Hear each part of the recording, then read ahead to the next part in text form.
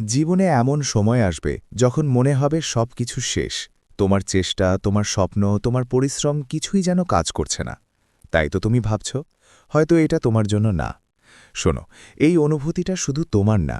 যে মানুষগুলো আজ সফল, তাদের জীবনেও এমন হাজারটা দিন এসেছে যেদিন তারা ভেঙে পড়েছিল। কিন্তু পার্থক্য কোথায় জানো? তারা থামেনি। তারাও ক্লান্ত হয়েছিল, কিন্তু হাল ছাড়েনি।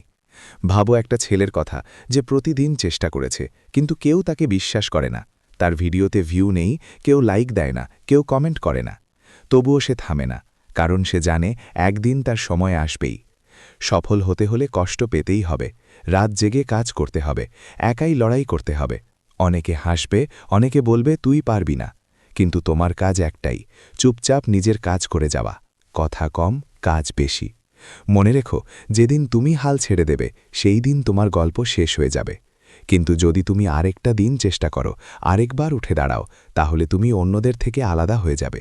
তাই তো আজ যতই কঠিন হোক, হাল ছেড়ো না, কারণ তোমার সময় আসবেই। আজ এই পর্যন্তই। চ্যানেলে নতুন হয়ে থাকলে চ্যানেলটি সাবস্ক্রাইব করুন।